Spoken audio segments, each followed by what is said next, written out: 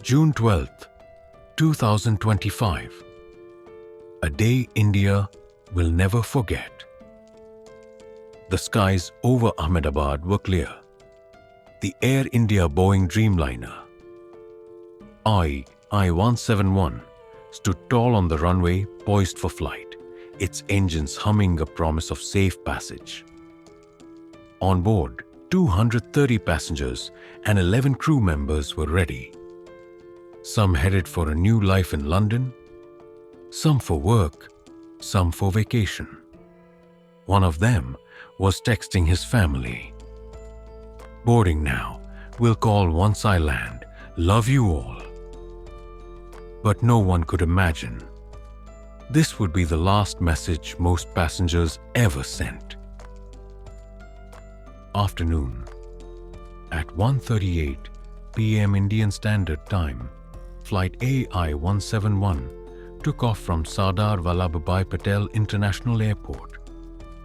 Just 30 seconds into the flight, something went horribly wrong. Eyewitnesses later said they saw flames from the rear side of the aircraft. Videos surfaced indicating a massive systems failure. Pilots issued a desperate mayday. The aircraft failed to climb. With its landing gear still down, the Dreamliner veered, then plummeted into a medical college hostel in Meghaninagar. A deafening boom followed. Smoke choked the skyline, and silence fell. The sky had just swallowed over 260 lives. On the ground, horror unfolded.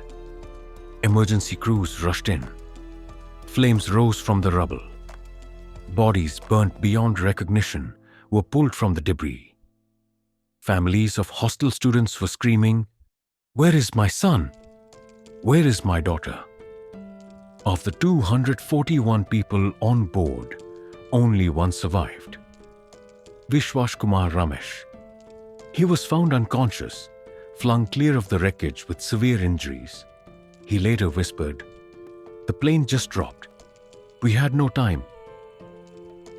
Children playing in the nearby college compound were among the 29 reported dead on the ground. Some had no connection to aviation, just a wrong place, wrong time. India woke up to a nightmare. Headlines screamed, "Deadliest air crash in India in 25 years." Entire families wiped out. Air India grounded its remaining 787 Dreamliners. Flags flew at half-mast. In Ahmedabad and London, candlelight vigils bloomed. At the site of the crash, people lit diyas, laid flowers, and prayed. The Prime Minister called it a national tragedy. The skies that day were not just blue. They were grieving. The public wanted answers fast.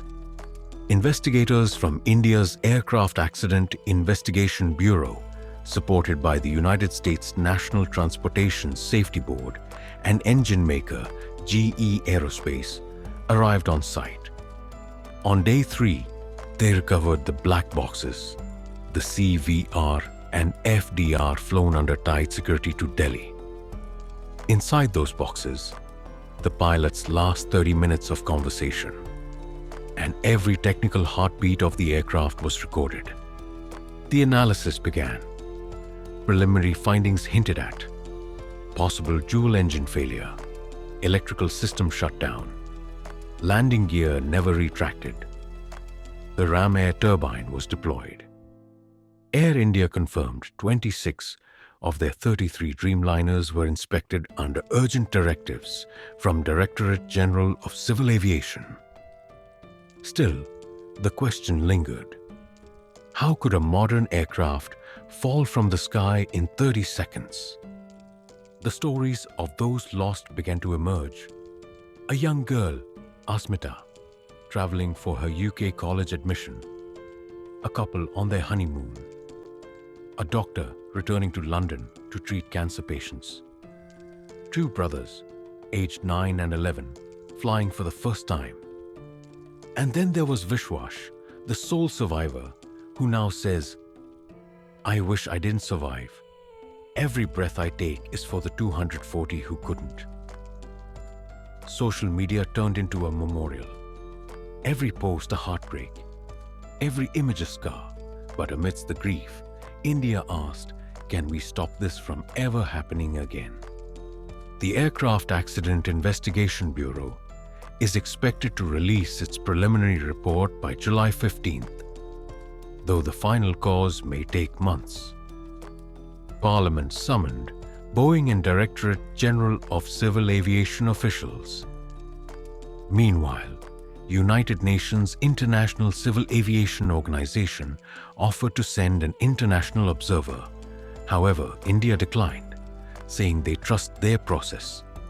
Yet, for the families, no report will bring closure. What they seek isn't just accountability, but reform, more transparency, better maintenance, stricter pilot training, improved emergency response. As the ashes settle and the world moves on, we must remember, these were not just statistics. They were people with dreams, with families, with futures. We fly in trust, not just in metal and machinery, but in those who keep us safe. The sky will always hold a piece of that tragedy, but in their memory, may it also hold our determination to never let this happen again. For more real stories that matter, subscribe to our channel, The Brain Treasure, where emotion meets truth, and share the content to share the truth, not just stories.